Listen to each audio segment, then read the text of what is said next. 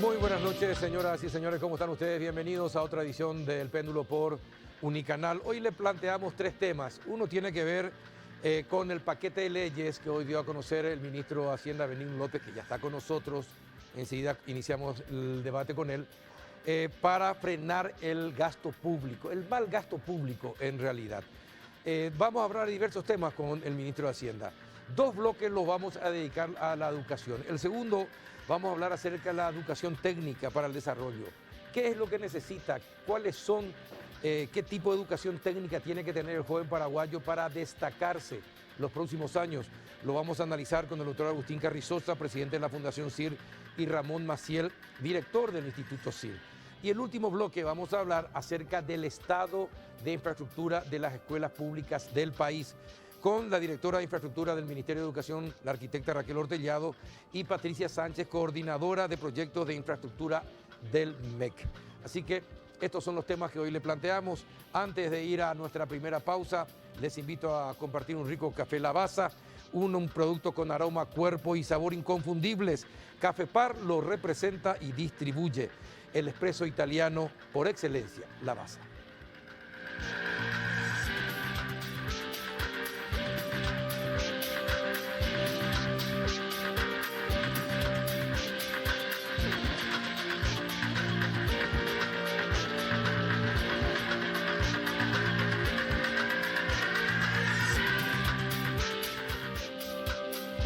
¿Qué tal, ministro Benigno López, ministro de Hacienda? ¿Cómo anda? Buenas noches. Buenas noches, Carlos. ¿Cómo estás? Un gusto dando tu programa. Bien. Un saludo a la audiencia también. Bueno, ¿se va a poder mejorar el gasto público? El desafío es ese, ¿verdad? Cuando nosotros asumimos el gobierno, tuvimos una idea clara de que algunas cosas habían de cambiar. Habíamos recibido un informe o dos informes de las multilaterales de un análisis de la situación, donde hablaban de que uno de los temas importantes era el gasto público. Otro de los temas importantes era la baja presión tributaria. Entonces nos comprometimos a hacer ese proceso de cambio. Iniciamos con la reforma tributaria, la simplificación del proceso, Sí, que va a generar recursos adicionales y que están blindados para educación, salud e infraestructura. Y ahora estamos comprometidos en el tema del gasto público, de ir mejorándolo en la medida que se puede. Es un trabajo a largo plazo. Hay necesidad de varias leyes, ¿verdad?, en el tiempo que hay que presentar. Y si uno mira esos informes, que señala que el mal gasto está concentrado en tres lugares. Uno, el proceso de compras públicas, que ya emitimos un decreto que mejora la situación, y estamos trabajando también con Pablo Sainz en ver si es necesaria alguna reforma legal más profunda que el decreto. Ese decreto de por sí ya va a generar ahorros importantes y procesos más competitivos de compra. El otro lugar donde se gasta mal es en la forma de pagar el salario en el sector público. Se paga bien en donde no hay calificación ni expertise, y se paga mal en donde sí la necesita. Entonces ese cambio, estamos trabajando en una ley nueva del servicio civil que queremos que rija de acá en adelante, atendiendo que va a haber casi 40-45% de funcionarios a jubilarse en los próximos 10 años. Lo mismo pasa en el sector docente. ¿Pero se piensa reemplazarlos o racionalizar el uso? La idea es tener unas nuevas leyes donde se priorice y se privilegie las competencias y las habilidades para entrar al sector público, y hoy ya tenemos en la ley de presupuesto de este año, una ley que está alineada al concepto de presupuesto por resultados, y que tiene los procesos de salida donde por cada 3 funcionarios que van saliendo puede ingresar uno. Entonces eso en el tiempo va a generar también impactos importantes. Y el otro lugar donde es importante también realizar algunos controles y mejoras en el sector de las jubilaciones y del gasto social, donde nosotros gastamos también al revés, ¿verdad? En los niños gastamos el 2% del presupuesto, en los mayores de 65 gastamos más del 40% del presupuesto, y había que cambiar la tendencia. ¿Y usted estaría de acuerdo en aumentar el promedio de edad para la jubilación? Yo creo que hay que considerarse, ¿verdad? Yo creo que hoy todas las indicaciones que se tienen hacen de que la esperanza de vida es mayor. Cuando esto se creó eran los 50, cuando se creó IPS por lo menos eran los 50, donde la esperanza de vida era mucho menor. Entonces ese tiempo de vida que uno tiene útil, hay que buscar cómo financiar. Eso estaba pensado financiar 15, 20 años, hoy financia los aportes que hiciste, financia los 30 años más de vida aproximadamente, entonces eso genera un desfasaje y hay que buscar el mix adecuado entre edad, aportes y contribución y la retribución también, pero eso no está en el paquete que conversamos hoy. No. Eso está para ser discutido y debatido a nivel mucho más amplio con todos los afectados, eso esperamos tener para fin de año. Lo que sí presentamos hoy es la necesidad imperiosa de tener un órgano que controle a las personas que administran los recursos de las jubilaciones, que hoy no hay control. ¿Y cómo está el sistema jubilatorio? Es decir, Y no se sabe, porque no hay control. Entonces, ¿y cómo es posible que, y cómo es posible hace que no tenga 50 años no hay control. De 50 años, ¿verdad? Es decir, que no se sabe, porque en cada- otro gobierno se hablaba de que podría explotar en cualquier momento. Bueno, pero esos datos se tienen, ¿verdad? Pero eso no es porque están malos, porque están bien, sino esos datos se vienen porque la ecuación paramétrica es insuficiente. Algunas entidades no tienen la capacidad de hacer las inversiones que corresponden. La caja fiscal hace 8 años está pudiendo invertir de alguna manera. Otros tienen las inversiones todas concentradas en un solo sector, ¿verdad? Entonces eso es lo que hay que buscar, mecanismos de que las inversiones sean seguras y rentables a través de un órgano que regule y controle, sin que eso implique de manera alguna que va a sustituir al administrador de turno y que va a modificar la carta orgánica de ninguna entidad, sino solamente va a haber un contralor, como hoy los bancos funcionan libremente con un contralor serio como es la superintendencia de banco. Ajá. ¿Y cuál sería en este caso el contralor? En el proyecto que estamos presentando, recoge la experiencia del proyecto anterior que no pasó, pero no es que no pasó porque por el lugar donde estaba, sino por otras discusiones que se tuvieron más políticas en aquel momento. Pensamos nosotros que el lugar donde y el Banco Central acepta que esté dentro del Banco Central, es una entidad que tiene la experiencia para poder regular, para poder supervisar las cuestiones financieras, es la entidad que tiene el presupuesto adecuado para poder hacer frente a eso y es la entidad que tiene un funcionamiento institucional adecuado para poder hacer frente a ese desafío, ¿verdad? Y donde más rápido se va a aprender hasta controlar un mercado diferente y nuevo como el mercado de la jubilación. ¿En otros países quién controla? Y siempre se determina de maneras diferentes, son arreglos institucionales, hay lugares donde está el Banco Central, hay lugares donde son entidades independientes, hay lugares donde es el Ministerio de Hacienda, hay lugares donde es el Ministerio del Trabajo, ¿verdad? Depende del arreglo. ¿Cuáles son países exitosos en materia de sistema de jubilación, por ejemplo? Pero son los nórdicos, ¿verdad? Pero esos son... ¿Y qué tienen en particular que... Tienen primero para que sean exitosos? Una gran formalidad, o sea, acá todos están sometidos al sistema de jubilaciones, tienen una pequeña evasión en esos países, no existe casi. Acá solamente el 23% de los trabajadores están en el IPS, por ejemplo. El 27% de los trabajadores está en IPS y si uno suma los otros, un 35-40% tiene alguna cobertura, porque están la caja bancaria, está la ANDE, está Itaipú, está la caja médica, ¿verdad? Y lo ideal es que IPS llegue por lo menos al 40-45% de cobertura, ¿verdad? Y eso requiere también un trabajo importante que está haciendo IPS para formalizar el mercado. Falta 20% más todavía.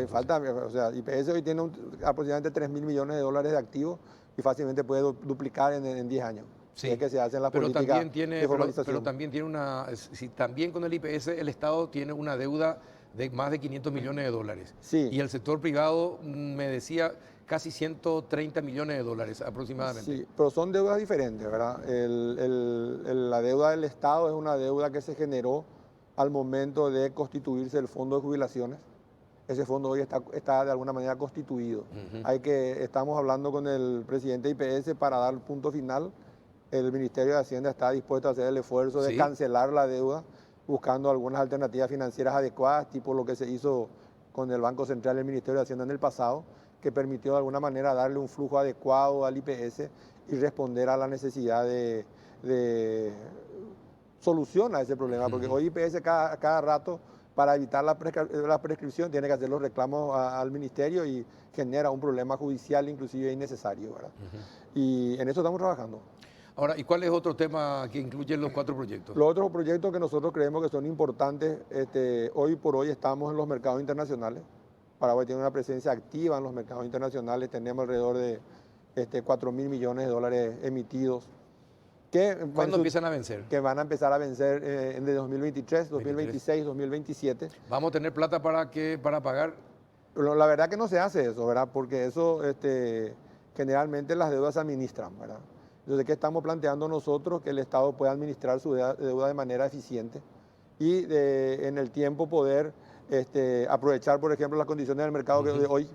Si hoy pudiéramos hacer la administración de pasivos, inclusive la deuda se reduciría un poco y podríamos beneficiarnos de tasas mucho más bajas a plazos mucho más largos.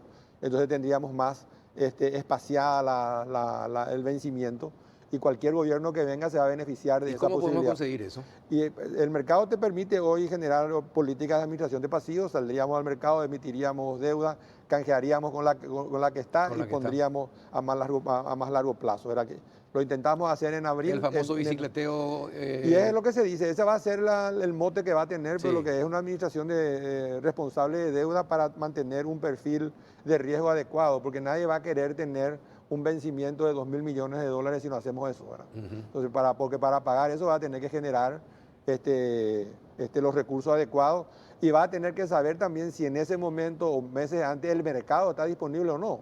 Porque vos podés querer salir al mercado con la mejor de las intenciones y no hay mercado. Sí.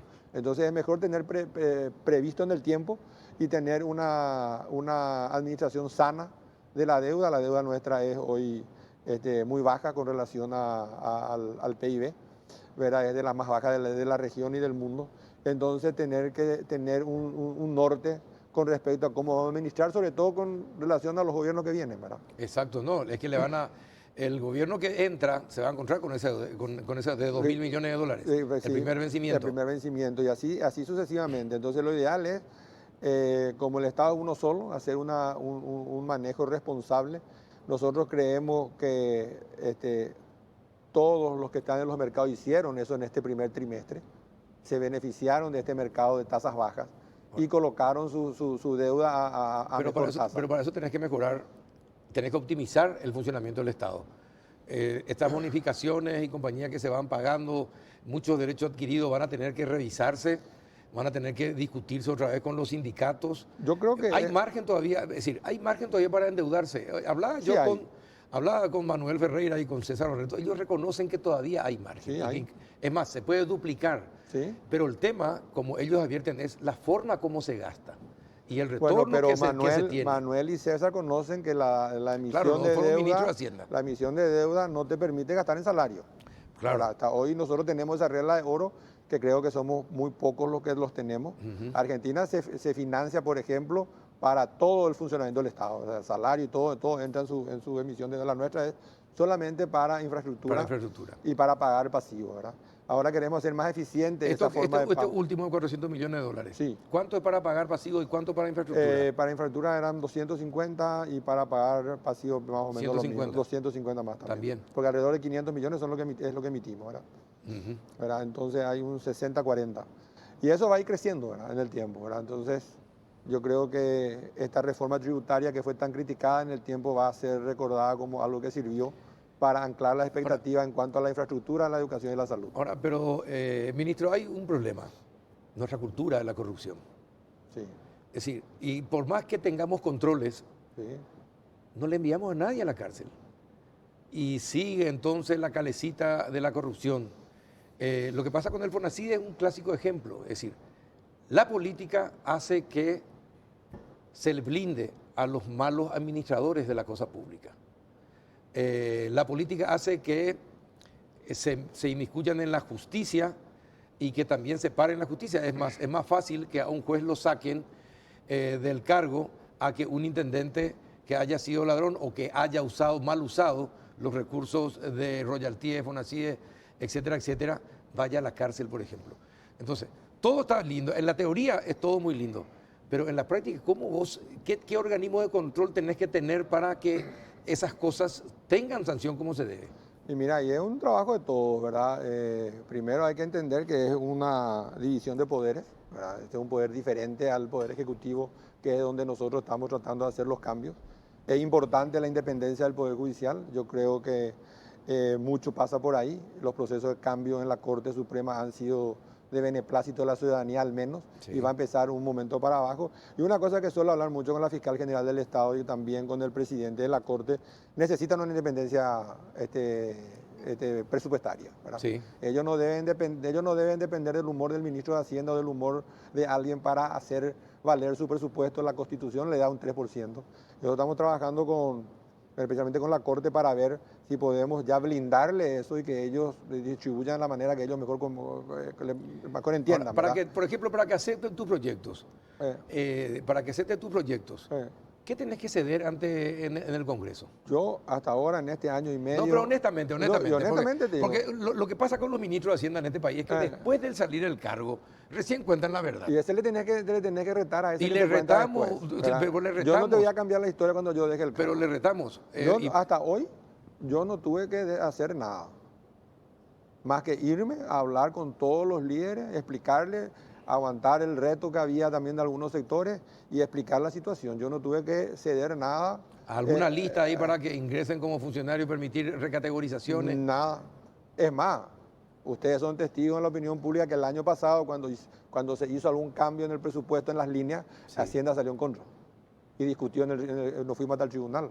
Y estamos discutiendo en el tribunal todavía esa situación. O sea, nosotros Hacienda tiene una conducta que es... para mí me impresiona, no es por el ministro, sino por la gente que tiene adentro, ¿verdad?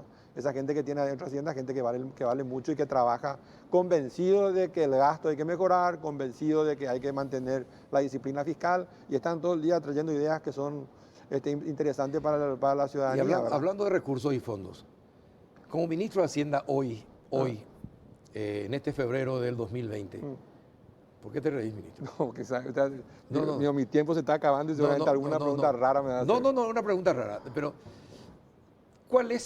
¿qué es lo que debería hacerse con Itaipú, en las negociaciones con Itaipú? Si vos tuvieras que negociar, y no el canciller, o el presidente de la República, principalmente creo que los presidentes van a definir la cuestión, pero si vos tuvieras que negociar, ¿qué negociarías y cómo lo harías? Yo una pregunta muy difícil, pero te da una idea así de lo que miré en algún momento cuando estaba en Itaipú y el 2023 ya era cercano también. Y que solemos discutir mucho también Yo creo que primero hay que centrar en las expectativas, ¿verdad? ¿Qué esperamos de la negociación? Y si uno mira la ley y el tratado, lo que se negocia, lo que se revisa Es el anexo tarifa. C. Es la tarifa. Que es el anexo C, que son las condiciones financieras. Sí, la tarifa. Que se puede revisar. O sea, primero que tenemos que hacer es tratar de sentarnos en la mesa a revisar. Porque si Brasil no se quiere sentar en la mesa a revisar, no hay forma de revisar. El tratado tiene su estructura y se cumple exactamente como está. ¿Pero quiere revisar o no? Y hay que ver, hay que sentarse en la mesa. ¿Usted qué información tiene? Tener que tener buenas relaciones para sentarte en la mesa. Primero, vamos por partes. Primero Sí. tener que sentarte en la mesa y una mesa de diálogo para revisar el tratado de las condiciones. ¿Yo qué haría? Si pudiera, aseguraría el flujo.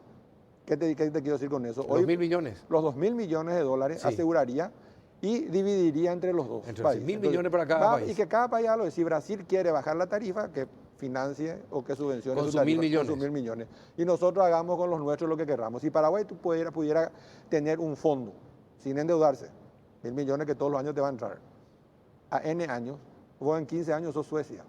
Va a tener un fondo de inversiones, va a tener un fondo de salud, va a tener un fondo de educación, vas a hacer los cambios y vas a tener el financiamiento que necesitas para todo lo que necesitas. Eso haría por un lado, vería si es posible hacer eso. Por otro lado, vería cuál es el precio de venta de mi excedente, ¿verdad? Y eso tiene también una vía acotada, porque en el tiempo yo voy a abusar. Entonces, esa plata me va a permitir también a mí financiar las obras necesarias para tener más producción de energía, ya sea las líneas de Andes. ¿Y pudiste convencerle a los que quieren vender la energía? ¿Qué? ¿Y de esta idea? No, esa idea mía, yo no hablé con No, nadie. ya sé, no te creo tampoco que nos haya Bueno, hablado no me crea. soy el ministro de Hacienda, nada más y nada menos. Sí, pero eso yo hablo de mi época cuando estaba en Itaipú. Yo todavía no me metí yo en esto. Yo estoy en otras cosas ahora. Pues me preguntaste mi idea. Sí, ya sé, porque es un tema que ya sé, en algún momento se comentó ya. Mucha gente habla de endeudarse.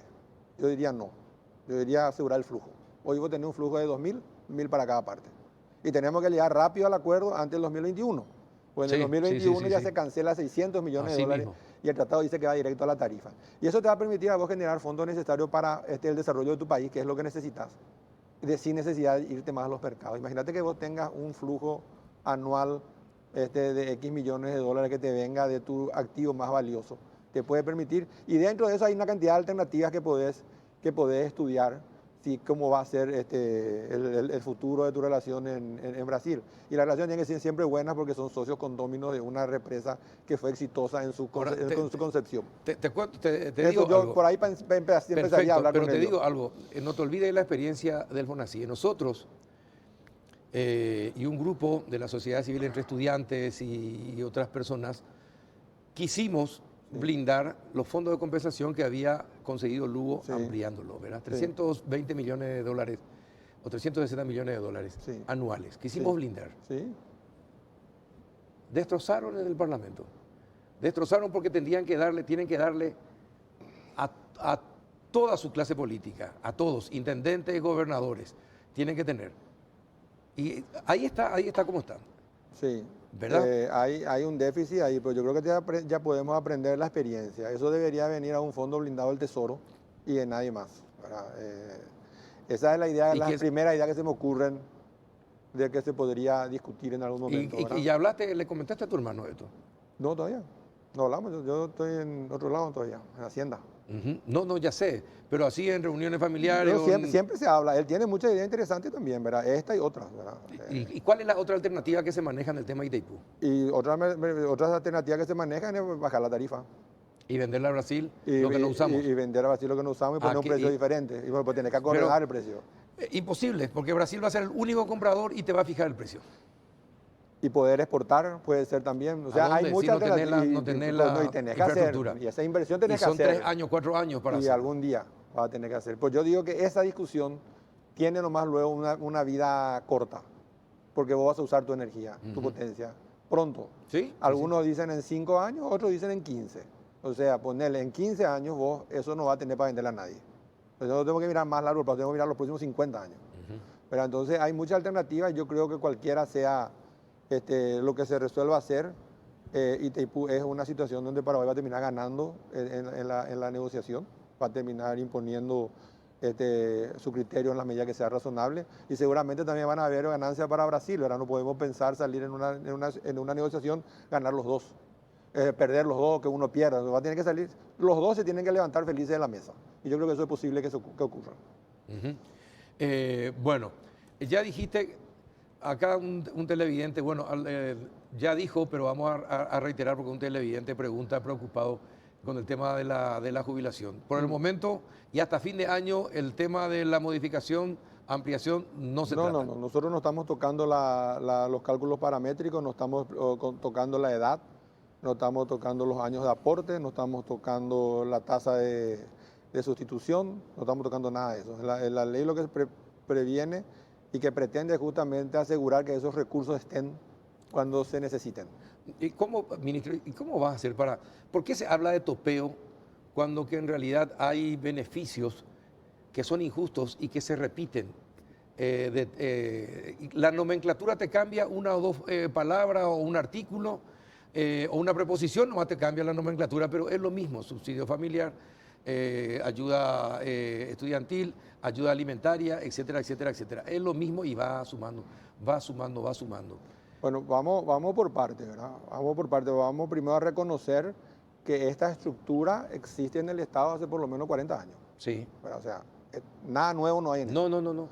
Por un lado. Por otro lado, vamos a reconocer que hay entidades que tienen contrato colectivo firmado hace 30 años Sí. y que se cumplen rigurosamente lo que están en los contratos colectivos. Sí. Y vamos a reconocer que es la primera vez que se habla de esto. No es la primera vez que se habla del Poder Ejecutivo, sí. Y bueno, vamos a reconocer el mérito del Poder Ejecutivo, es un tema tan estresante. Sí. Vamos a entender entonces qué es lo que va a salir de este diálogo. Y de este diálogo va a salir que por lo menos, si todo va mal, el presupuesto siguiente va a ser totalmente diferente porque hoy tenemos información que antes no teníamos a la hora de aprobar o no aprobar los presupuestos. Dos, probablemente va a salir algún ahorro ya ahora y algún compromiso con las entidades de ir mejorando su gasto en los próximos años. Entonces yo creo que es una situación diferente a la anterior. Hay una decisión del Ejecutivo de poner tope. Pensamos que el tope era suficiente, hay entidades que tienen un tope mucho mayor. Estamos analizando los contratos colectivos. Los contratos colectivos se van a volver a sentar las entidades con las autoridades de la entidad y va a participar el Estado, que es una crítica que ustedes suelen hacer, que hasta ahora no participó, a través del Ministerio del Trabajo y de la Secretaría de la Función Pública y del Ministerio de Hacienda para determinar si lo que se acuerda es algo que está bien o está mal. Exacto. Entonces, tenemos un punto de inflexión hoy con esta decisión que tomó el presidente de la República, que no es la más simpática, no es la más agradable, nos genera muchas enemistades con gente que apreciamos mucho en diversos lugares, pero es lo que tenemos que hacer. Claro, es lo que se tiene que hacer. ¿Y no va a haber marcha atrás? Marcha atrás, ¿en qué sentido? No vamos a volver al tiempo, no vamos a volver atrás. Vamos a ver qué podemos encontrar de manera razonable sin incendiar el país de una manera razonable. Esto tiene que ser también gradual. Este tema de los títulos y compañía, y que uno le tiene que pagar por el título para ocupar un cargo. Es que si no tiene el título no puede luego ocupar el cargo. Sí, pero son historias, ¿verdad? O sea, hay que ir mirando. Yo Sí. entiendo la crítica, ¿verdad? Y hay que ver cómo ir resolviendo. Hay que mirar del otro lado también. Esos recursos están incorporados en el patrimonio de cada persona. Están incorporados en su forma de vivir y están informados en su deuda. Sí, pero el tema es que el fin del Estado es el bienestar de todos. ¿Sí? ¿Verdad? Si va a tener en cuenta el bienestar de una porción y la gran mayoría es la que tiene que aportar para que esa pequeña porción tenga esos beneficios, absolutamente injusto Y también. por eso es que el Ejecutivo tomó esta decisión de tocar un tema que nunca se tocó. Yo creo que hay que valorar lo que se hace también, ¿verdad? Porque si miramos el vaso solamente siempre lleno, no vamos a estar felices. O sea, estamos tocando un tema que nunca se tocó, nadie tocó. No, nosotros lo que te estamos diciendo, nosotros valoramos, agregamos más cosas nomás y queremos, y hay que a lo agregar. mejor somos apurados, queremos que, que se tomen, Y que se hagan más rápido las cosas, eso nomás. París no se hizo en un día tampoco, o sea, vamos a hacer en un proceso. ¿Y Paraguay en cuántos años vamos a hacer? Y vamos a hacer, pero estamos haciendo. Yo creo que hay muchas señales de que se están haciendo cosas adecuadas. Estamos poniendo en la agenda transformaciones importantes que no son fáciles y no son simpáticas. La gente, cada vez que queremos transformar algo, cambiar algo, hay una preocupación.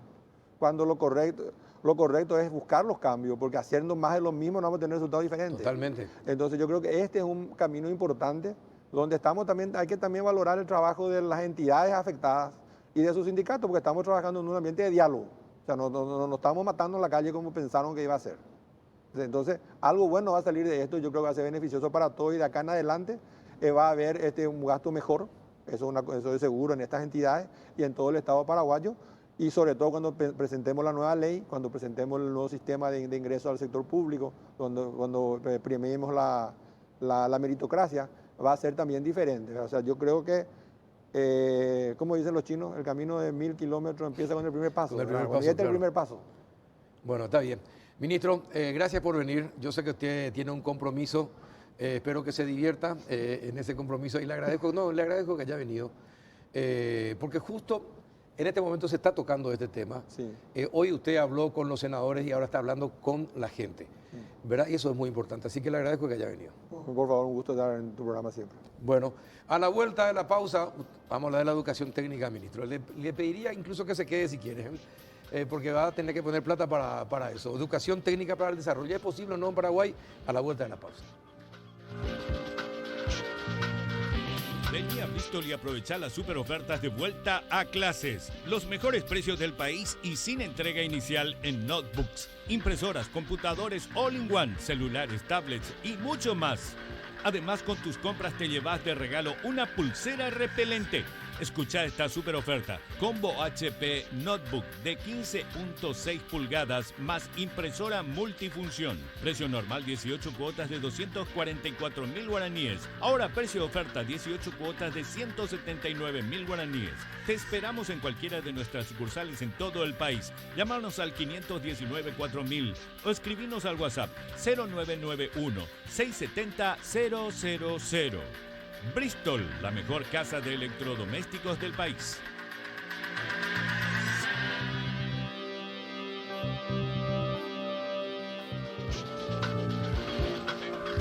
Y seguimos en otro bloque del Péndulo ya en compañía del doctor Agustín Carrizosa. ¿Qué tal, doctor? ¿Cómo estás? Buenas noches. ¿Qué tal? Buenas noches, Carlos. Muchas gracias por la invitación y saludo a la audiencia. Muchas gracias por venir. Y también Ramón Maciel. ¿Qué tal, Ramón? ¿Cómo estás? Un gusto, muy bien, gracias por la oportunidad de estar acá conversando contigo, Carlos. Bueno, cuéntenos, ¿qué está haciendo el CIRT y qué piensa el CIRT acerca de la educación técnica en Paraguay? Bueno, y esta es una conversación que tuvimos contigo hace como 2 años por ahí, ¿verdad? Nosotros, como sabes, el CIRT es una organización que ha gerenciado proyectos durante más de 30 años, diríamos, ¿verdad? Y una de las observaciones que hemos visto es la falta de sostenibilidad de los proyectos, ¿verdad? Los proyectos duran el tiempo que se financia y después se acaban y no hay sostenibilidad. Una de las razones, diríamos, de eso ha sido el modelo de gestión pública, diríamos, ¿verdad? Un modelo básicamente de control, no es un modelo de desarrollo, ¿verdad? Está hecho, todavía es un poco el resultado de la dictadura, ¿verdad? Un gobierno que está organizado para controlar que no haya inestabilidad, ¿verdad? Y un funcionario público que no está siendo promovido, no está siendo capacitado como para realmente ocuparse del Estado y de ocuparse de este nuevo modelo de Estado que tendríamos que desarrollar orientado al bien común, diríamos, orientado al interés, al valor ciudadano. Diríamos. Ahora, el problema es, doctor, cuando somos nosotros los ciudadanos, Sí. somos tan apáticos en exigir calidad en los servicios públicos, por ejemplo. Claro. Somos apáticos. En otros países se hacen manifestaciones, se cierran rutas, en realidad se arma mucho lío, en el buen sentido de la palabra. Pero acá nosotros somos muy apáticos y en los últimos años nos convertimos en revolucionarios del teclado. Sí. ¿Verdad? En WhatsApp. En WhatsApp o en el Instagram o en Twitter somos todos guerrilleros. Sí. Pero hasta allí llegamos. Entonces, tampoco la ciudadanía, la sociedad colabora mucho en exigir capacidad, eficiencia y calidad a los funcionarios y en realidad a todos los profesionales. Claro. Pero nosotros seguimos, pues, en alguna manera orientados por esa política del gobierno tronista, ¿verdad? El ciudadano es un cliente del Estado, no es un ciudadano. Es una persona que está ahí para recibir servicios, pero que no se compromete en denunciar, compromete en hacer que las cosas cambien. Exacto. Ahora, Ramón, hay un tema. Hace ya bastante tiempo vengo leyendo que el mundo está cambiando. Y en los próximos 10 años se piensa que se perderían más de 10 millones de empleos en el mundo. Eso es grande. Sí. Eso es grande. Porque la tecnología, el conocimiento técnico, se está imponiendo. La agricultura hoy se hace todo mecanizada y con robots. Los vehículos son construidos por robots. Si uno desde un puesto de mando puede hacer lo que hacen 40, 50 personas, ¿verdad? Entonces, Paraguay tiene diseñado qué es lo que quiere para sus jóvenes, para el futuro de sus jóvenes en materia de educación, por ejemplo? ¿O qué es lo que quiere ser como país? ¿Quiere ser simplemente maquilero? ¿Quiere industrializar o no en la producción del agro y de la carne? ¿Qué es lo que quiere? ¿Paraguay tiene alguna idea de eso o no? Bueno, en realidad hay un esbozo, hay una idea de lo que se quiere lograr. A mí me tocó estar en el sector público, ahora pasé a la sociedad civil, soy parte del CIRT. Tuve el honor de que el CIRT me propusiera estar a cargo del Instituto CIRT. Entonces, y un poco para vincular lo que estaban conversando recién con esta pregunta, nosotros desde la Fundación CIRT lo que estamos haciendo, estamos comenzando a tener incidencia para que primero para consensuar y darle fuerza a esa visión de lo que nosotros creemos que tiene que ser. Y segundo, incidir concretamente y aportar acciones específicas para ir hacia eso. Durante en los últimos años, la Fundación CIRT ha estado trabajando con el Ministerio de Trabajo en la implementación sobre todo de un proyecto muy importante. Cuando en su momento nosotros hicimos una evaluación de qué era lo que hacía falta y cómo teníamos que preparar a nuestra gente para el futuro, nos dimos cuenta de que el desarrollo de habilidades del siglo XXI era crítico. Sí. ¿Cuáles son las habilidades del siglo XXI? Y eso no es un invento nuestro, es una convención de todos los organismos multilaterales y los gobiernos. Las famosas 4 Cs, que significan colaboración, significa comunicación, significa creatividad y significa desarrollo del pensamiento crítico, ¿verdad? Saber pensar. Entonces nosotros habíamos traído, y la Fundación CIRT participó de un proyecto y le trajimos al Instituto Feuerstein de Israel. Se estableció acá una capacidad instalada para desarrollar en los profesionales de hoy y sobre todo del futuro las habilidades del siglo XXI. Nosotros ahora desde el Instituto CIRT estamos comenzando a desarrollar oferta formativa que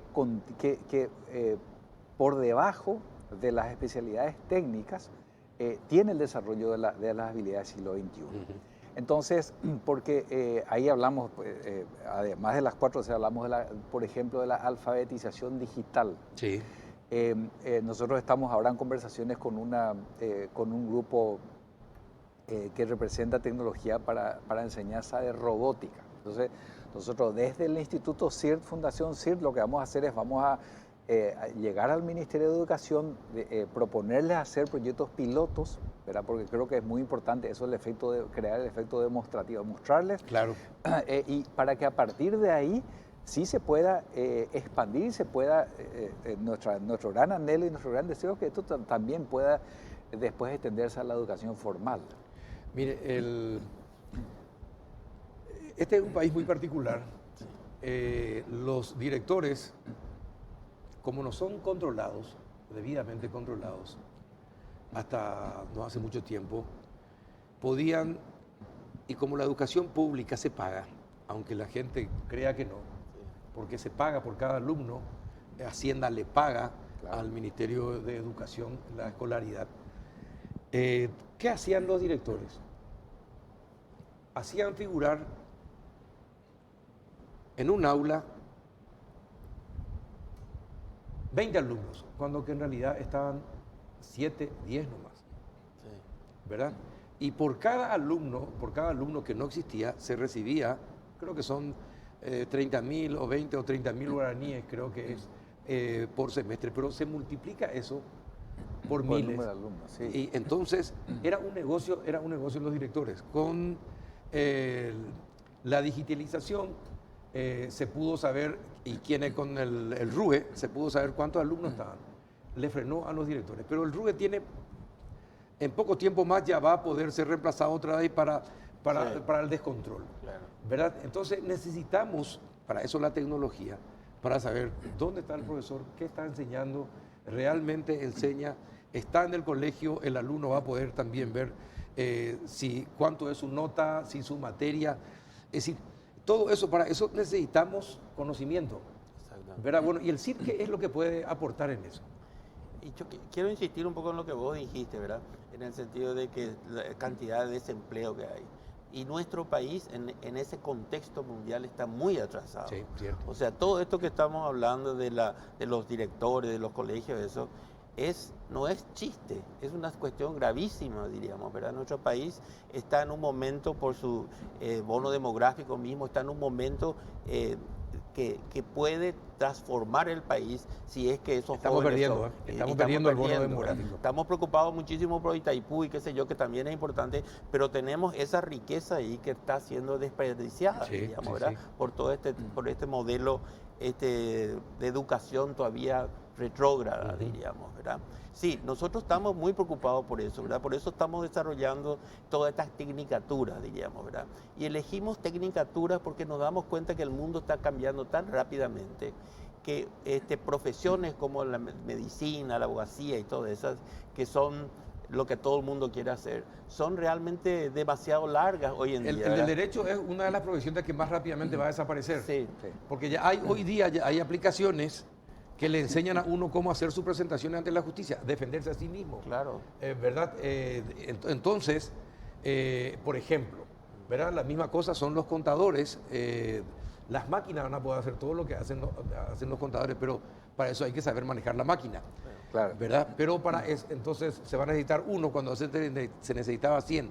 Bueno, entonces, ¿Cómo podemos acelerar todo ese proceso de tecnicatura? ¿Y cuáles son esas tecnicaturas que ustedes pretenden? Bueno, en este momento estamos desarrollando 3, ¿verdad? Básicamente. Una que es la tecnicatura de administración pública, porque realmente nuestro sector público no tiene técnicos en administración pública, ¿verdad? Tenemos médicos a patadas, tenemos abogados, tenemos psicólogos, pero poquísimos administradores públicos, ¿verdad? Sí. Entonces, pedirle a un grupo de gente que haga transformaciones cuando no están capacitados, porque el Estado es un empleador para mantener a gente, como decía una persona en la época de Stroessner, yo te voy a dar un salario pequeño y vos tenés que hacer el resto, diríamos. Entonces está más preocupado en su supervivencia que en el Estado, ¿verdad?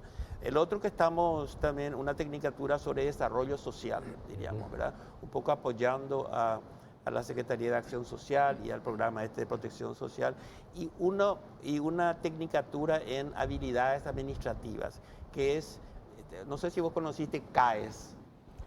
CAES era un centro de adiestramiento y servicio. Sí. Mi hija, todos pasaron por ahí y formaban ese grupo medio, ¿verdad?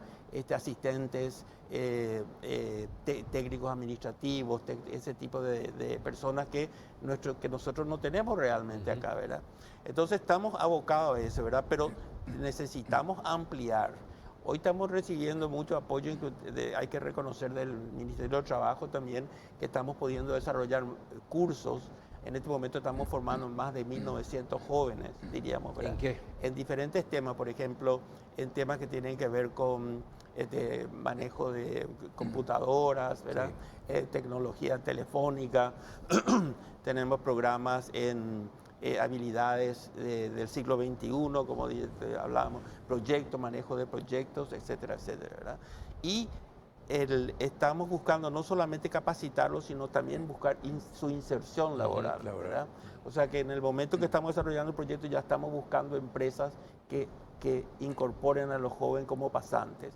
Y en este proyecto de administración pública hemos logrado la semana pasada con la ministra de la Atención Pública de que los alumnos de esto van a poder hacer una pasantía en los diferentes ministerios, entre 3 y 5. Ahora, pero no es para que sean funcionarios públicos otra vez. No, es para que tengan experiencia. Para que tengan experiencia, bueno, sí, porque acá el aprendizaje es muy teórico, ¿verdad? Y la tecnicatura, como te digo, es esencial porque son 2 años nomás, ¿verdad? Yo soy médico y ahora hoy en día si yo entro en primer año de medicina, al llegar a sexto, todo lo que aprendí en primer año ya no sirve, diríamos, ¿verdad? Sí. Tan rápido está. Así mismo. Entonces es importante que estas carreras cortas y ágiles, ¿verdad? Porque una de las cosas que hay que saber es de que la capacitación hoy no puede terminar. La capacitación uno se forma permanentemente. Un continuo, ¿verdad? Así mismo. Y uno tiene que tener la capacidad, las habilidades como para estudiar el contexto y sobre todo adaptarse a esos cambios, diríamos. Y lastimosamente, y esto a lo mejor la gente no me va a querer por esto, pero nuestro país no tiene esa capacidad de adaptación, ¿verdad? Estamos todavía, los jóvenes mismos vemos que son personas que son muy pasivas ante el cambio, ¿verdad? Entonces necesitamos este tipo de capacitación. Ahora, pero a ver, entonces estamos empujando mal. A mí me contaron, no sé si es cierto, vos que tuviste, a ver si me ayudás, Ramón.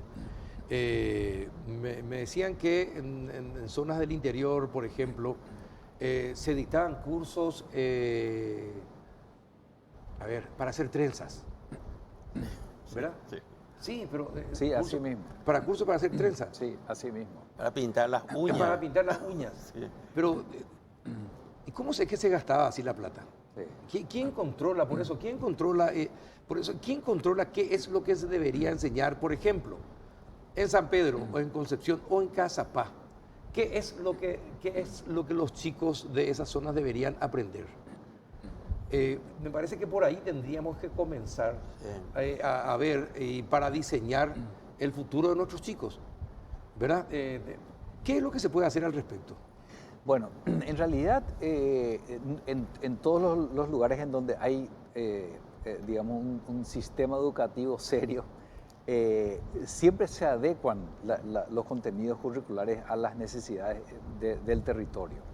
Entonces hay mucha autonomía incluso de parte de los territorios, los gobiernos locales para adecuar los contenidos a lo que se necesita en ese lugar. Porque, si, no sé, la realidad de la ciudad es diferente, hablando de nuestro país, solamente la del campo. Entonces, acá nosotros tenemos se desarrollan los mismos programas acá y en Caguazú. Claro, y en Ciudad del Este y en todas partes. Entonces, y aparte hay un proceso de urbanización y cada vez va a haber menos campo. Y la gente va a vivir más en las urbes. Entonces, ¿qué tipo de capacidades tienen que tener los habitantes en esos lugares? ¿Qué tipo de técnicos se va a necesitar? ¿Qué tipo de educación se va a requerir?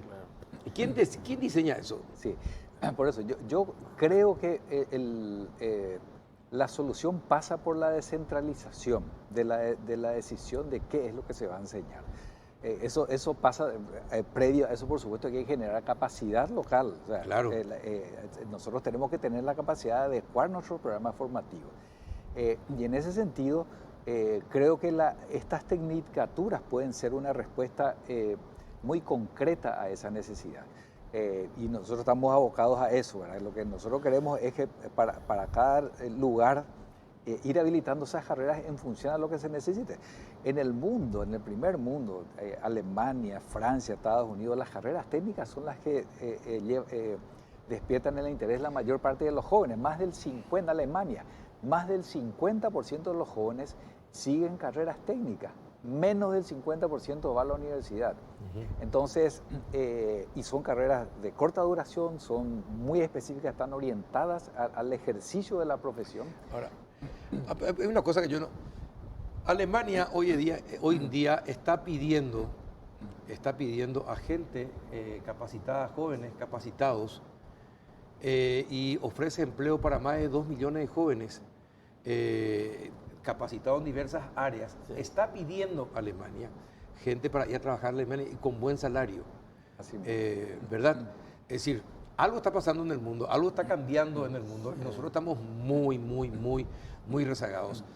Y lastimosamente, por lo que estoy conversando con ustedes y lo que sé un poco de las charlas que tengo con los referentes en materia de educación, este país no tiene un norte. Es decir, no se sabe qué, por ejemplo, es lo que se requiere en el norte, qué es lo que se requiere en el centro, qué es lo que se requiere en el Chaco, qué es lo que se requiere en el sur, ¿verdad?, del país, para ir formando a los chicos con esas capacidades necesarias en los lugares donde viven o que pueden ser aplicadas también en otros lugares, pero que por lo menos sean actuales.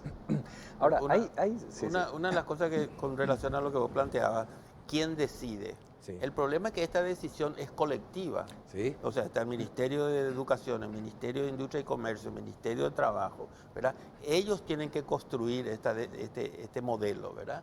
Y los ministerios en este país son estancos, ¿verdad? Son pequeños feudos, digamos, ¿verdad? Entonces no hay posibilidad de construir una propuesta que sea hegemónica, diríamos, ¿verdad? Eso yo creo que es uno de los problemas. Pero eso es una política de Estado, doctor. Sí. Eso es política de Estado. Y no existe. Es decir, hoy vamos a formar, lo que pasa es que vamos a repetir los mismos errores de siempre. Antes formábamos humanísticamente a los chicos, ¿verdad? Y muy pocos eran médicos, ingenieros y compañía. Ahora que van a ser todos técnicos y el humanismo también es importante. Sí. Ahora, pero ¿qué tipo de técnicos en determinados lugares? ¿Qué tipo de industrias se asientan en diferentes zonas? No tenemos, es decir, en realidad no tenemos bosquejado del país que queremos. Así. Ahora, hay varios elementos positivos y que yo creo que pueden contribuir a que las cosas vayan mejorando. En primer lugar, al respecto del diseño de los contenidos formativos. Una iniciativa que comenzó hace 3 o 4 años, se establecieron unas mesas sectoriales en donde le convocamos al sector empresarial, al Ministerio de Educación y Ciencias y también al Ministerio de Trabajo. Y creo que hasta ahora están funcionando 12 mesas sectoriales. La Fundación CIRT acompañó todo el proceso y ahora está nuevamente a pedido del Ministerio de Trabajo. Nosotros vamos a seguir acompañando el funcionamiento de esas mesas para ir construyendo junto con el empresariado lo que se necesita capacitar. Pero el problema es, Ramón y doctor, es que siempre fue todo puro negocio. Siempre fue todo, puro negocio para algunos, ¿verdad? Y perjuicio para el país. Sí. ¿Verdad? Es decir, hay colegios técnicos, ¿verdad? Que pueden ser equipados. Se le puede contratar a los docentes, a los maestros, Sí. ¿verdad? Para eso. Pero sin embargo, hay más de 700 escuelas técnicas, Sí. pero no es prioridad. Así que a ver si ustedes le meten pata en estos proyectos. Bueno, estamos trabajando con el ministerio, estamos procurando incidir en ese sentido, diríamos, ¿verdad? Pero es difícil porque, como te dije, es una cuestión gelatinosa. Uno se mete acá en el Ministerio de Educación, no hay una forma de ir construyendo, diríamos, ¿verdad? Otra cosa que hace falta también es un mapa de oportunidades. En Paraguay no sabemos qué es lo que queremos hacer, ¿verdad? Seguimos plantando soja y seguimos haciendo carne, diríamos, ¿verdad? Pero ¿qué otras posibilidades con el cambio en el Brasil, con el cambio en la Argentina? ¿Qué estrategias podemos tomar, verdad? Hace falta una integración, diríamos, de procesos decisivos, diríamos, ¿verdad? Y no hay gente capacitada como para eso tampoco. El otro aporte que decía al principio, una anécdota. Nos fuimos en el 2015 a visitar un astillero japonés muy grande en Villeta, pues necesitaban profesionales, necesitaban contratar 80 soldadores. Entonces, les preguntamos, bueno, ¿qué conocimiento, habilidades, destrezas necesitan tener los jóvenes? Y hablaban entre ellos, ahí traductores por medio. Bueno, nosotros necesitamos la lista de todos los alumnos del SNB que nunca llegaron tarde y que nunca faltaron. ¿Verdad? Nunca llegaron tarde. Bueno, ok. ¿Qué tipo de soldadura quieren que se conozcan? Y hablaban otra vez entre ellos. Bueno, en realidad, nos dice la traductora, no necesitamos que sepa soldar. Que sea responsable. Que sea responsable. Nosotros nos rajamos las vestiduras, tuvimos crisis existencial, ¿verdad? Y ahí entró ahí nos dimos cuenta de que lo que estaba pasando era la puesta en valor de lo que se llaman las habilidades del siglo XXI. Entonces, ¿qué es lo que nosotros estamos haciendo ahora desde la sociedad civil, desde el Instituto CIRT?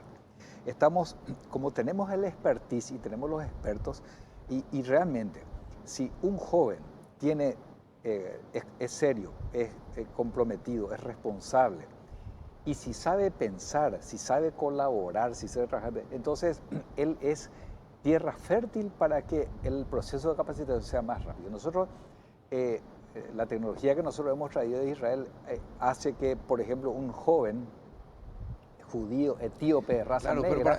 Pero para eso previamente, Ramón, Sí. Tiene que pasar por todo el sistema escolar Sí. y por toda la secundaria, ¿verdad?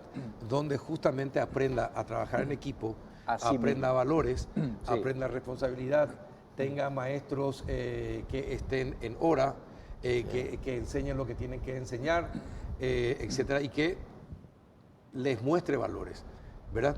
De lo contrario, No. En el No va a pasar Japón, por nada. ejemplo, uno de los factores que cambió la educación es incorporaron el tema de resolver problemas, ¿verdad?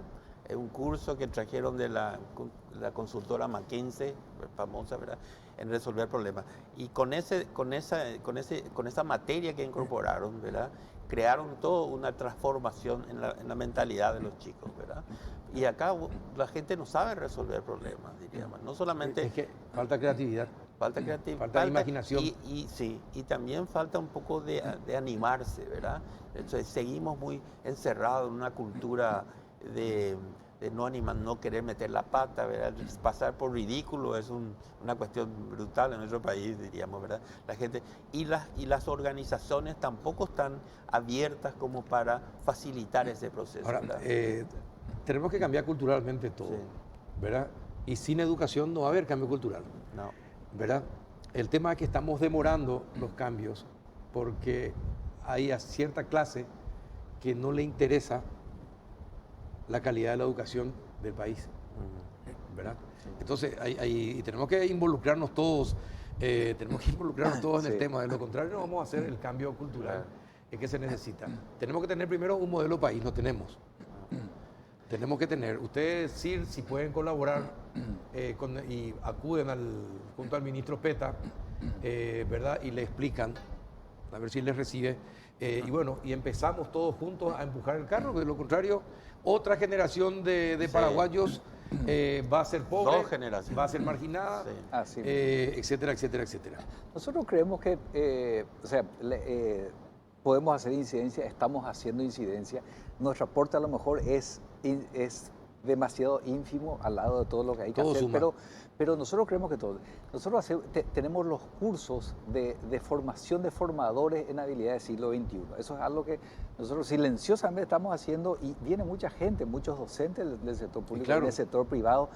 Y lentamente nosotros como la levadura confiamos en que hasta que llegue el momento en que se tome la decisión de adoptar este tipo de tecnología, entonces nosotros ya vamos a tener una masa crítica de gente que nosotros estamos trabajando con expertos de Israel, estamos trabajando con expertos de Estados Unidos, tenemos unos cursos de profundización del conocimiento sobre la base de tres científicos, Webb, Bloom y Vygotsky, que lo que hacen es, según Bloom, hay 6 niveles de profundización del conocimiento. El primero es solamente recordar. Vos te vas y le enseñás a tu alumno para que después al fin le decís, cuando te tomo el examen, el tipo, recordaste muy bien, 5. El segundo es comprender, ese ya es un nivel un poquitito más profundo. Hasta ahí nosotros llegamos. El tercero es aplicar, tener la capacidad de aplicar lo que aprendiste. Ahí estamos lejísimos de eso. Después va en tener capacidad de analizar, evaluar y crear. Son los 6 niveles. Nosotros tenemos en el país expertos y la tecnología para hacer que los alumnos en aula, son técnicas neurocientíficas, puedan llegar al 6º nivel de profundidad. O sea, tenemos el expertise acá, tenemos la gente y lo estamos haciendo muy calladamente, pero creo que, o sea, si hablamos de tecnología, nosotros hablamos de técnicas neurocientíficas que generan conexiones sinápticas en el cerebro. O sea, tenemos los expertos, pero va a llegar al momento que vamos a poder escalar eso para que de alguna manera eso llegue a la mayor cantidad de... Y ojalá y cuanto antes sea mejor. Bueno, señores, pedimos una entrevista completa, vamos a ver si no... Y bueno, que tengan suerte en eso. Creo que lo va a recibir. Sí, no, en serio, le va a recibir. Sí. Bueno, Ramón, muchísimas gracias por venir. Doctor, muchas gracias también a usted. Gracias. Éxito en la tarea. Y a la vuelta de la pausa vamos a conocer cuál es el estado de infraestructura de las escuelas públicas del país. A la vuelta de la pausa.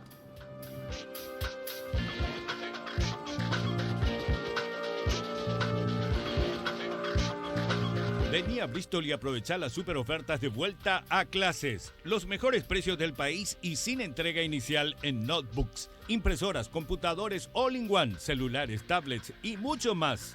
Además, con tus compras te llevas de regalo una pulsera repelente. Escucha esta super oferta. Combo HP Notebook de 15.6 pulgadas más impresora multifunción. Precio normal 18 cuotas de 244.000 guaraníes. Ahora precio oferta 18 cuotas de 179.000 guaraníes. Te esperamos en cualquiera de nuestras sucursales en todo el país. Llámanos al 519-4000 o escribinos al WhatsApp 0991-670-000.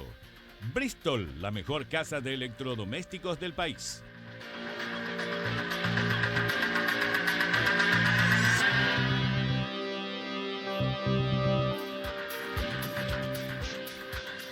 Bien, ya entramos en el último bloque del péndulo para hablar de otro tema sumamente importante. ¿Qué tal, arquitecta Raquel Ortellado? ¿Cómo anda? Muy buenas noches, Carlos. Gracias por venir. Doña Patricia Sánchez, ¿qué tal? ¿Cómo anda usted? ¿Cómo le va, don Carlos? Súper bien, agradecida por la invitación. Bueno, cuéntenos, porque la gente está preocupada. En los últimos días, todos los medios prácticamente publicaron lo mismo cada vez que iba a comenzar las clases. El estado paupérrimo de algunas instituciones educativas. ¿Cuál es el estado de las escuelas públicas del país hoy día? ¿Cuántas son inhabitables para la enseñanza y cuántas sí? ¿En cuántas sí? ¿Ustedes tienen alguna estadística al respecto? Actualmente estamos elaborando estamos viendo todas las líneas de acción que tuvimos nosotros en la Dirección de Infraestructura desde prácticamente agosto del 2018 a la fecha. Tuvimos varios recursos con el cual trabajamos para situaciones de emergencia. Por un lado tenemos el FONACIDE, por otro lado tenemos el Fondo Emergencial. Bueno, vamos por partes.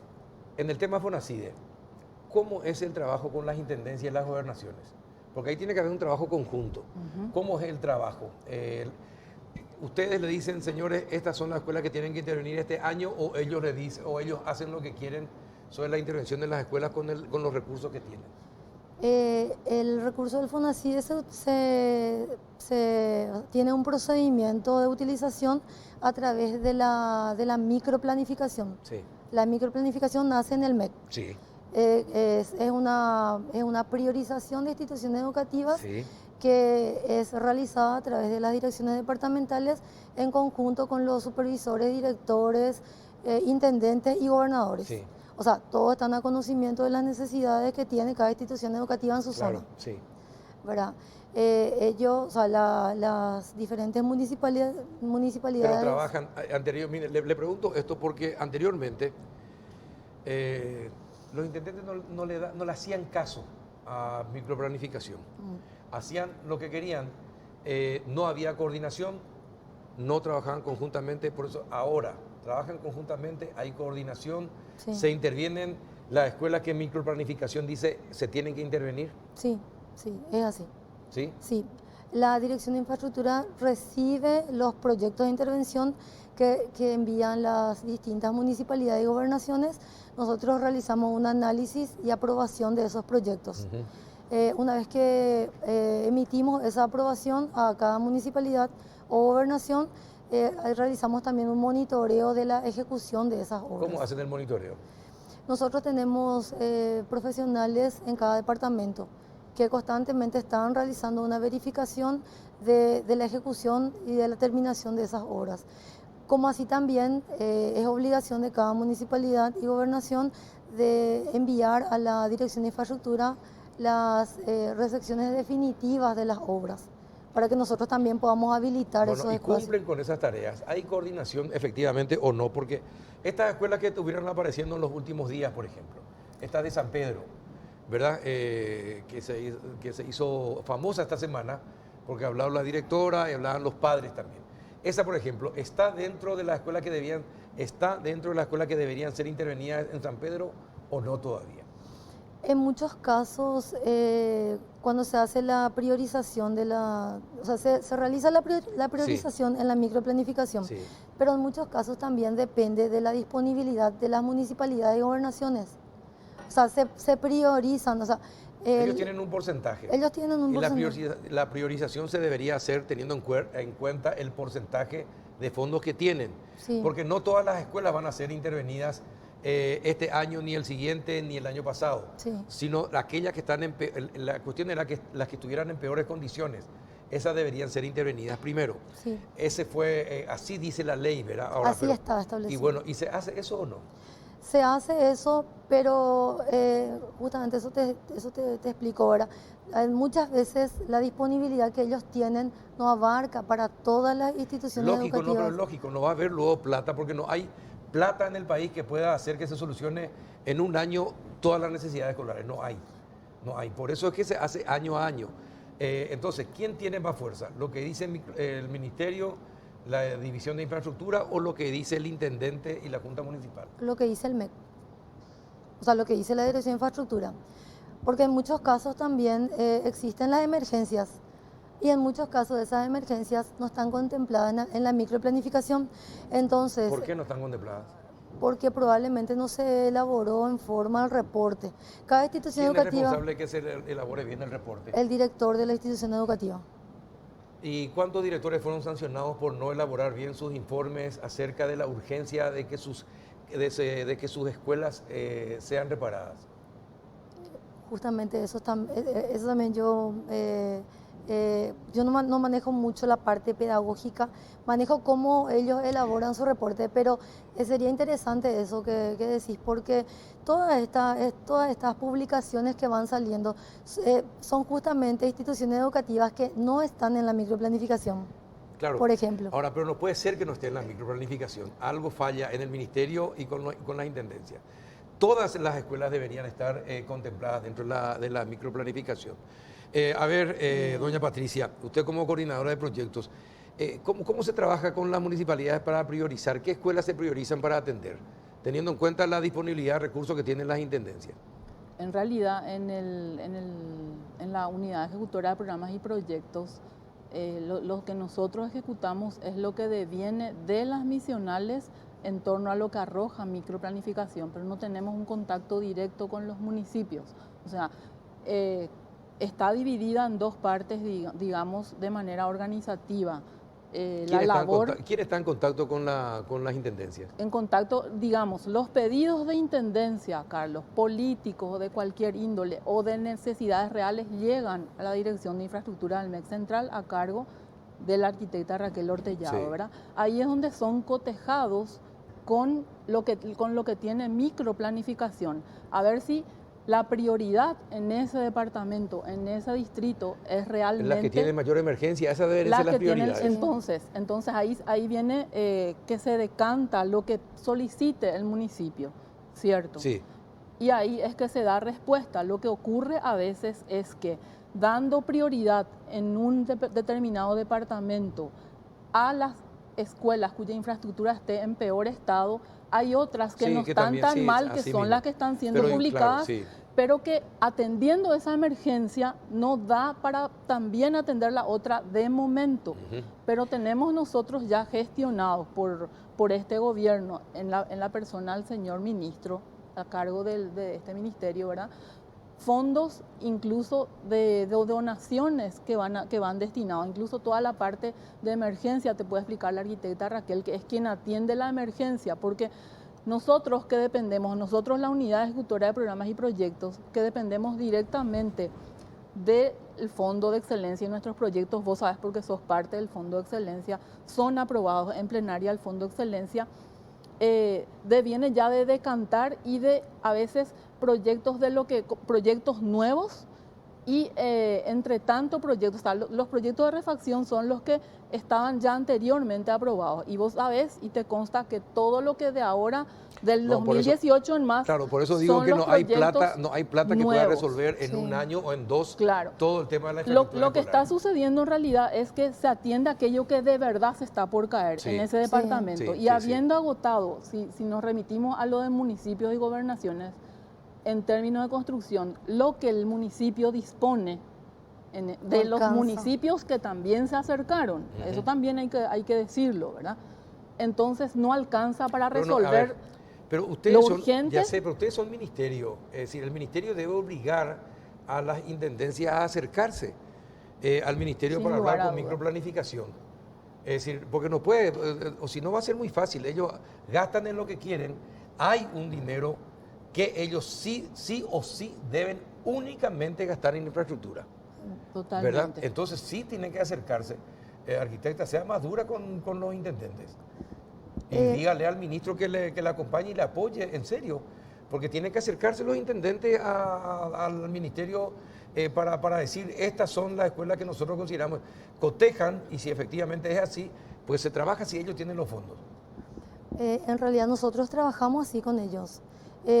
Así como vos decís, nosotros tenemos en el 2019 aproximadamente aprobadas 2.500 aprobaciones para intervenciones en 2.500 instituciones educativas que están probablemente en ejecución y muchas terminadas. Por otro lado, nosotros tenemos el fondo emergencial que atendimos uno de los casos más complicados que en su momento también te informamos, era el de Miguel Ángel Rodríguez, ¿verdad? Que hicimos toda una serie de gestiones a través del señor ministro para conseguir que la gobernación y la municipalidad pueda intervenir en tiempo y forma y a la fecha ya están terminadas. Ese es el fondo emergencial, que son instituciones educativas que no están contempladas en la microplanificación porque son de repente eventos que van surgiendo, ¿verdad? Como en este caso que fue un fenómeno natural, ¿verdad? Ahora, cambiando un poco de tema, me parece que falta una mayor coordinación con las intendencias. Tiene que ser más dura, arquitecto, no haya que tener miedo. En serio, el ministro que pueda hacer de fiscal también en algunas ocasiones, ¿verdad? Te puede ayudar en eso, pero creo que hay que ser más Exigir. duro y riguroso con los intendentes y gobernadores. Pero con respecto a las 672 escuelas que financia el Fondo de la Excelencia, esas supuestamente deberían haber terminado ya hace 3 años. 2 años atrás.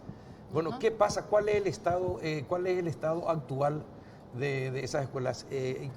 ¿Cuántas terminaron ya y cuántas aún faltan por terminar? A 3 años de haberse iniciado las obras. Tengo un slide, si podemos ir al slide. Ahí está. Ahí está. Bueno, ese es un poco un resumen del estado de la 676, De la como va a 676, decir sí. Carlos, ¿verdad? Es el proyecto que abarca dentro del macro proyecto que es del fondo amparado por el Fondo de Excelencia, las 822 instituciones intervenidas, 676 en este llamado, que arranca en el 2017. En el ¿verdad? 2017, sí. Arranca en el 2017. Estamos 3 años y a la llegada al ministerio, ¿verdad? Con el nuevo gobierno, ¿verdad? Están a un 23% de ejecución por un sinnúmero de eventos que se dieron, ¿verdad? Desplazamientos de inicios también. Ese es un primer punto, ¿verdad? La ejecución es realmente ¿cuántas baja. terminadas? A ver si pasamos, si volvemos al anterior. volvemos al anterior, Hay terminadas 494. 494 establecimientos educativos con más de 2.600 espacios habilitados a la fecha, ¿verdad? 494 y a ver si les explicaba, cuando ustedes pues usan muy técnicamente todo, Sí. cuando dice espacios, ¿a qué Espacios la nos gente tiene que referimos entender? a que en una institución no solo hay aulas, Sí. en una institución también hay, justamente está ahí en línea, habilitamos aulas, bibliotecas, Sí. reparamos las aulas que estaban también, laboratorios de informática, servicios, lógicamente, en algunos casos bloques administrativos y obras exteriores, ¿verdad? Realmente lo que se trató con esta licitación, y por eso también un poco de retraso en el protocolo que implica una adenda, de ya que llegamos a esa institución, dejarla en óptimas condiciones, no solamente intervenir con el espacio nuevo, si bien el espacio nuevo es nuestro cometido, ¿cierto? Sí. Entonces tenemos desde aula de primera infancia, aula de los demás niveles, comedores, laboratorios de informática. Sí. Y después, sí, no, síganos hablando. Ok. Bueno, y eso es el estado de la 676, ¿verdad? Ahora, Y ¿y por qué? prevemos el final de estas obras de la 676 para abril de este año, primeros días de abril ¿De este año? de este año. Toditas. ¿Y aquellas que estaban atrasadas? ¿Qué Habían pasó con todas las que estaban? las de la empresa Itasa, que son las que nosotros rescindimos, Sí, ¿verdad? y No que se haber volvió a el licitar. avance esperado, ya están vueltas a licitar y iniciaron los primeros días de enero. Ya iniciaron los Ya primeros días. iniciaron los primeros días de enero y la fecha de conclusión de estas está estimada para el mes de agosto. De agosto. Es decir, que en agosto culminarían las 676. Culminaríamos la histórica 676. No. Lo que pasa es que informamos mal, ¿verdad? Y es difícil que la gente a través de los medios se informe bien si ni siquiera le damos a conocer que se terminaron, por ejemplo, 494. 494 establecimientos ¿Verdad? Que educativos ya se que hacen terminaron. a 2.600 y más espacios habilitados. Ahí está. A hoy, a la fecha, cuando hablo de espacios habilitados, digo aulas totalmente preparadas para este viernes que viene, ¿verdad? Porque esas actas de entrega de llaves fueron ya consolidadas en diciembre y en enero. Bueno, entonces hay que darle una KPT al Departamento de Comunicación del Ministerio. Porque no puede ser que no se informe que 494 instituciones, más de 2.000 espacios, como usted dice, 2.600 2.600 y más, se hayan terminado y la gente no se entere. Ese es un grave error de comunicación. Y resulta que va a tener más impacto un aula, que es la que se mostró en los últimos días, ¿verdad?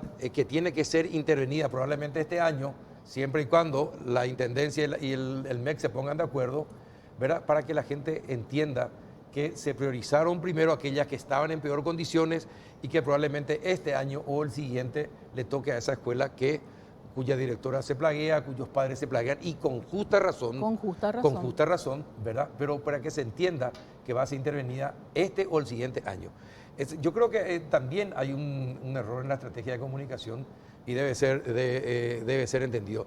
Entonces, para agosto de este año es el plazo límite y todas las 676 de las 676 Bueno, instituciones y ahora, educativas. Tenemos los proyectos nuevos también, Carlos, que, ¿verdad? que hacen la primera infancia, que son 185 nuevos sí. espacios, ¿verdad? Que son 165 aulas en el nuevo modelo pedagógico, Sí. ¿verdad? En el que trabajó este ministerio, en esta administración, juntamente con el despacho de la primera dama. Un emprendimiento muy lindo. Es el concepto diferente, porque ahí se ven en las láminas, no sé si se puede apreciar que el criterio de abertura es diferente, ¿verdad? Hay como una apertura del aula para esta parte de primera infancia, en donde el niño no tiene, porque el niño de 3 a 6 años tiene una estatura que el aula, el prototipo convencional del aula, le resulta un encierro. Le resulta un encierro, sí. Bueno, todo eso trabajado conjuntamente con la coordinación de primera infancia, con la coordinación de proyectos educativos, que también hay que hacer énfasis en que ahora, si bien la arquitecta Raquel es del MEC Central y la coordinación de la unidad se lleva en la unidad de proyectos educativos, estamos nosotros trabajando conjuntamente con misionales y con dirección de infraestructura, de manera a llegar a un prototipo ideal, Sí. y poder nosotros asentar dentro de todo este modelo pedagógico que el señor ministro, conjuntamente con el despacho de la primera dama, fue gerenciando el año pasado. Incluso hay alianzas estratégicas que son de público conocimiento. Perfecto. Ahora, ¿verdad? la otra Entonces, pregunta. el concepto de aula a hoy, estas 185 que vos las podés ver, iniciamos en enero. Ese es el último reporte a fin de enero. De enero, perfecto. ¿Verdad? Nosotros estamos terminando las 185. Se prevé... Por fin. No, Por pero yo quiero hacer hincapié, porque No, está realmente bien. es un No, esfuerzo. es Porque un esfuerzo, claro, yo sé que es yo un que vengo esfuerzo. del sector privado, te digo, Carlos, hay mucha burocracia, ¿verdad? Y Te entiendo. salvando toda la burocracia, realmente tenemos nosotros aulas que van a terminar, que van a empezar y terminar en el año. Perfecto, está bien, como debe ser. Arquitecta, ¿qué pasa con los mobiliarios? ¿Qué pasa con todo el mobiliario de estas escuelas? Eso también depende de la Dirección de Infraestructura y estamos trabajando bastante. Eso también las municipalidades y gobernaciones remiten para su aprobación. Sí, y también ellos tienen, para eso también tienen recursos. Ellos pueden aportar también, así como tienen también para el almuerzo escolar y compañía, También. recursos, intendencia y gobernaciones. Mire, oblígueles a trabajar y que usen esa plata que tienen para los fines para los que se les da ese dinero. Oblíguele al arquitecta, pero me gustaría saber, Yacyretá creo que entregó 15.000. 5.000, va a entregar 15.000. Bueno, pero entregó los primeros 5.000. ¿Y qué pasa con todas de las 672, los mobiliarios y compañía? ¿Para cuándo? Nosotros estamos consolidando ese llamado para ya nomás ponerlo al portal, ¿verdad? Ese llamado también, vos sabés que fue objeto de mesas técnicas en el FEI, justamente Sí. con ustedes. Es un mobiliario nuevo, acorde al prototipo, aprobado también, ¿verdad? Hay 23 muebles nuevos en la parte de primera infancia, porque usualmente veníamos nosotros haciendo, ¿verdad? Incluso con el MEC Central también, un equipamiento de mesitas, sillitas, mueble para la profesora y 1 o 2 estantes, ¿verdad? Ahora, yo les Ese pido un mobiliario favor. se amplía. Claro, yo les pido un favor. Nosotros en este país tendemos normalmente a reducir la calidad de los materiales que compramos porque queremos comprar más en perjuicio finalmente de los chicos. Estos son fondos de la excelencia, es decir, que tienen que ser excelentes. Totalmente. Entonces tienen que ser los materiales, todos los pupitres, los bancos, el pizarrón, todo tiene que ser de calidad y de excelencia, porque nuestros chicos se merecen estar en escuelas acogibles y que tengan los materiales de excelencia. Que no aparezca alguien que les diga, no, vamos nomás a comprar algo que sea más barato, que se pueda romper porque va a llegar a mayor cantidad. No, los chicos paraguayos se merecen lo mejor de lo mejor, sobre todo cuando hay recursos para eso. Justamente. Sí, está el trabajado llamado- en mesa técnica y vos sabés que los muebles son realmente otro nivel de muebles, ¿verdad? Otro Estamos tipo de apuntando material. a que los muebles si duren alguien te más, dice, si alguien les duren dice, más, vamos a... No, los materiales tienen que ser excelentes. tal ¿verdad? cual. Sí. Bueno, y entonces, ¿cómo van a comenzar las clases los chicos?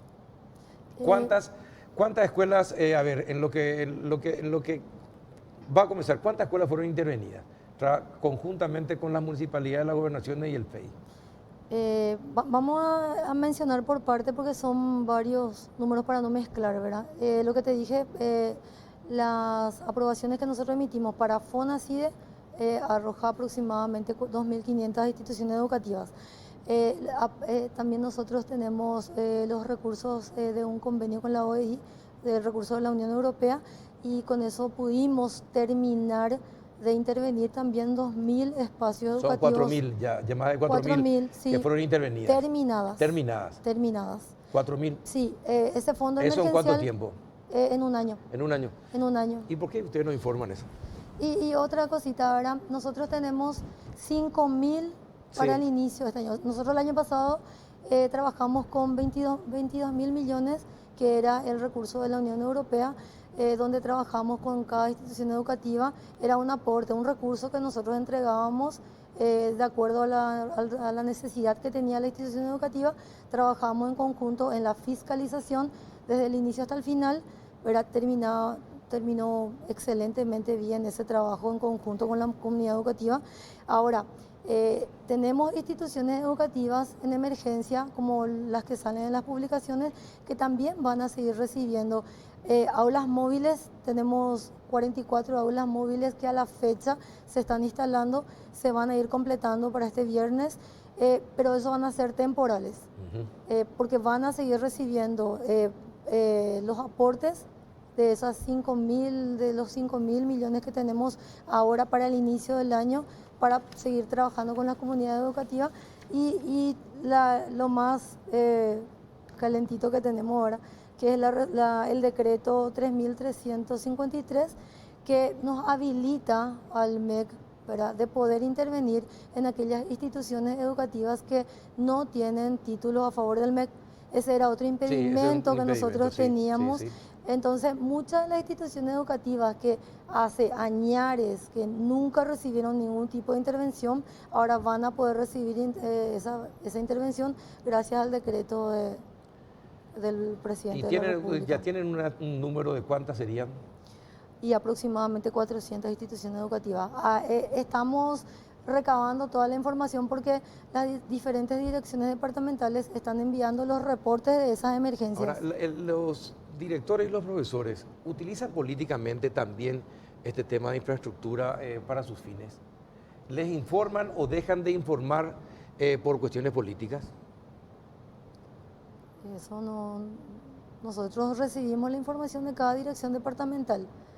De repente el tipo de problema interno que ellos tengan ya no llega a nuestro conocimiento, ya es más interno. Bueno, pero meterle pata con infraestructura y la comunicación con los intendentes y gobernadores, hacerle trabajar a los intendentes y que la ciudadanía sepa que intendentes y gobernadores tienen fondos para reparar las escuelas que están en peor condición en sus respectivas ciudades y territorios. Tienen fondos. Es cuestión de que también la ciudadanía le diga a cada uno de sus intendentes, este es realmente una emergencia. El ministerio después va a comprobar si efectivamente es así y si ese año se interviene o no esa escuela. Pero todos tenemos que participar de esto. Hay que ir cerrándole los espacios a los intendentes y los ineficientes, y bueno, no se les vota más en las próximas elecciones. Gracias a la gestión, gracias a la gestión del señor ministro, también se van a contratar 20 profesionales más que van a estar monitoreando a nivel país. O sea que vamos a tener más control de la ejecución de todas esas aprobaciones que emitimos para las distintas municipalidades y gobernaciones. Vamos a tener más control. Bueno, esperemos que sea así. Tan mal no están. No. Hay escuelas que deben ser intervenidas, sí, definitivamente. Hay escuelas que van a ser intervenidas. Y van a ser intervenidas, sí. Perfecto. Bueno, Quiero gracias. aprovechar el pequeñísimo espacio también para hablar de los espacios de desarrollo infantil. Cortito, porque cortísimo, si no nos sacan del aire. Es histórico, realmente tenemos 17 espacios de desarrollo infantil en plena ejecución, que son los que van a dar por primera vez en la historia al Paraguay en esta gestión, van a dar la atención que nunca se dio en esa franja etaria de 4 meses a 3 años. A 3 años. Son los 17 primeros, ¿verdad? Vamos a validar el prototipo y después iremos a más, Bueno, seguramente. ojalá sea así. Bueno, gracias señora por estar. Yo sé que hay muchas cosas más que quieren decir. Todo un programa Sí, todo un programa. Yo sé perfectamente sé que pueden hacer. Exactamente. Bueno, ya habrá oportunidad para que vuelvan a estar acá. Gracias, arquitecta. Muchas gracias, Carlos. Gracias, doña Patricia. Y a ustedes también. Y antes de irnos, controlen a sus hijos, pregúntenle a sus hijos cómo están sus escuelas, cómo están sus colegios. Y después reclámenle a sus autoridades. Ustedes tienen todo el derecho para hacerlo. Hasta el próximo miércoles.